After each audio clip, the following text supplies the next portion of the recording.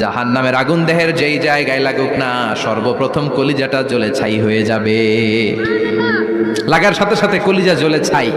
জাহান্নামে সবচাইতে নরম আরামদায়ক শাস্তি দেয়া হবে বিষ্ণুনবীর চাচা আবু তালেবকে।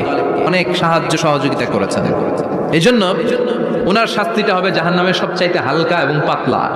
হাদিসে এসেছে ইউদাউ ফি আখমাসি কদামাইহি জামরাতান, তার পায়ের নিচে দুইটা জাহান্নামের জুতা পরিয়ে দেয়া হবে। ফায়াগলি বিহি দিমাগু, ওই জাহান্নামের জুতার আগুনের উত্তাপে তার মাথার মগজগুলো গলে গলে নাকের ছিদ্র আর কানের ছিদ্র দিয়ে টকটক। এটা হচ্ছে সবচেয়ে সহজতম শাস্তি জাহান্নাম। আমরা কি ওই জাহান্নামে যেতে চাই? কথা বলেন। বিচার দিবসের বিচার শেষে রব্বুল আলামিন বলবেন, জান্নাতীরা ডান দিকে লাইন ধরো, জাহান্নামীরা বাম দিকে লাইন ধরো। জান্নাতীরা স্লোগান আর তাকবীর দিতে দিতে ডান দিকে লাইন ধরবে, কিন্তু জাহান্নামীদের চিৎকার আর দেখে কে? রব্বুল আলামিন বলেন, ওয়ামতাজুল ইয়াউমা আইয়ুহাল মুজরিমুন।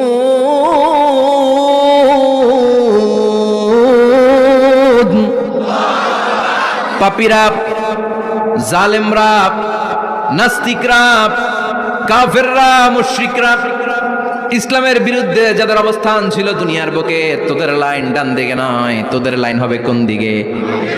ওই দিন আফসোস, কপাল চাপড়াবে, বলবে হায় এত কিছুই তো করলাম না, কেন নামাজ পড়লাম না, কেন রোজা রাখলাম না, কেন তাফসীর মাহফিলগুলোতে গেলাম না, কেন ইসলামের পক্ষে ছিলাম না, কেন আব্বা আম্মার খেদমত করে জান্নাতি হতে পারলাম না, কেন গানের কনসার্টে যে লাফালাফি করতাম, কেন মদের আড্ডা খানায় আফসোস করবো, ইয়া লাইতানি কদ্দামতু লিহায়াতি। আল্লাহ বলবেন, ধর শিকল বন্দি কর, ওই দেখা যায় জাহান্নাম করছে যে গরগর, ঠিক না? ধর এগুলা, ধর বলার সাথে সাথে দৌড়, ডানে বায়ে পাগলের মতো ছুটবে, ছুটে জান্নাতীদের পিছনে যেরকম লুকাতে চাইবে, নিজেকে আড়াল করতে চাইবে, দুনিয়া এরকম বুক দেখায় আর তো রাস্তায়, আর বলতো আমার এলাকা, আমার দাপট, আমি যা কমু তাই হবে। আজকে ওর দাপট নাই, আজকে ওর অহংকার নাই, আজকে ওর পেছনে চালা চামুন্ডা নাই, আজকে ওর কোনো ক্ষমতার দাপট নাই।